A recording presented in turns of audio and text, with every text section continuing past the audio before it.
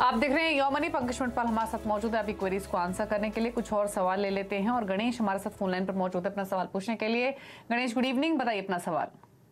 नमस्ते मैडम, एक तो अपना 2 सवाल है। तो ये बताइए 4 फंड बताइए 20,000 रुपये करेंगे SIP 20 साल के लिए। और दूसरा ये है कि जब रिटर्न, ठीक है, 20 इयर्स के लिए।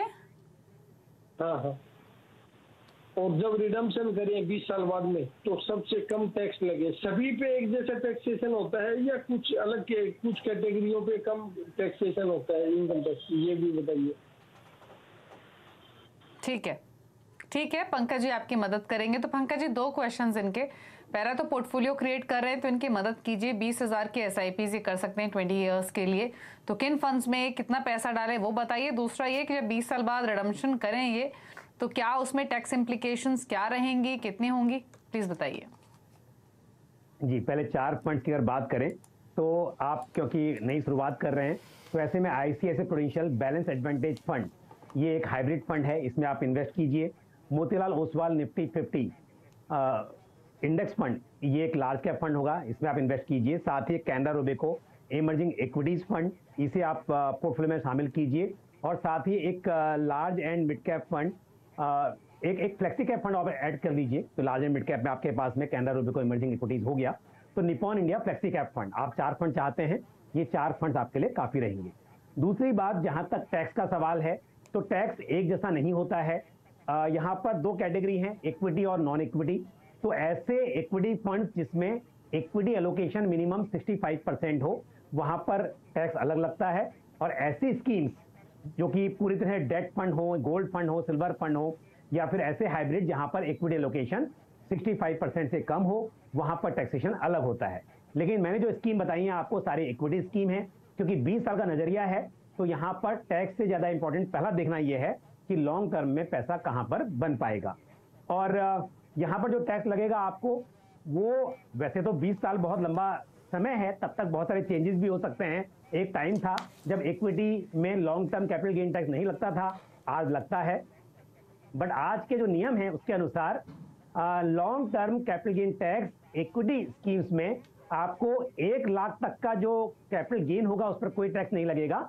और एक फाइनेंशियल ईयर में 1 लाख से ऊपर का जो total long term capital gain होगा उसके ऊपर 10% के रेट से आपको टैक्स लगेगा।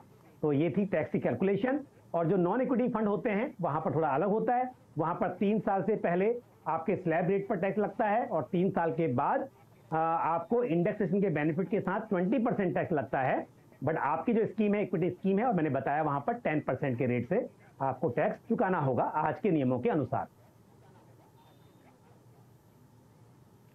ओके, चलिए, तो टैक्स के नियम तो अगले 20 सालों में चेंज हो सकते हैं। फिलहाल के सिचुएशन में जो सिनेरियो है वो पंकज जी ने आपको बताया। ELSS फंड में अलग कैटेगरी, उसमें आपको टैक्स बेनिफिट मिलता है, ये भी फंड्स होते हैं। बाकी म्यूचुअल फंड्स में टैक्सेशन डिफरेंट है। बाकी फंड्स भी आपको सजेस्ट किए गए हैं जो आपकी स्क्रीन पर, उनको आप नोट कर लीजिए अपने पोर्टफोलियो क्रिएशन के लिए। पंकज जी, आपके टॉप 4 फंड्स क्या होंगे?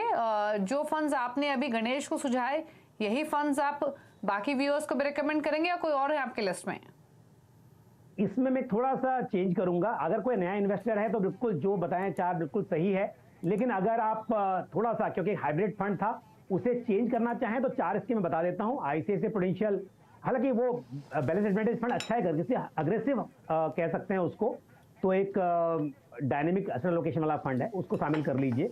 और मोतीलाल ओसवाल मिड कैप 30, ये मैंने अभी बताया था, इनको भी। निपॉन इंडिया फ्लेक्सी कैप और कैनरा रोबेको इमर्जिंग इक्विटीज। तो मेरे हिसाब से वही 4 स्कीम यहाँ टॉप में मैं आपको सजेस्ट कर रहा हूँ, वही स्कीम मैंने अभी उनको भी बताई थी।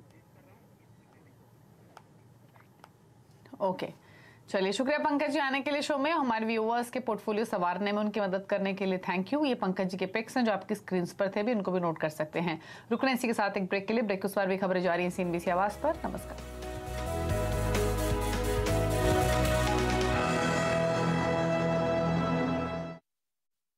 ये लो, अब खाओ।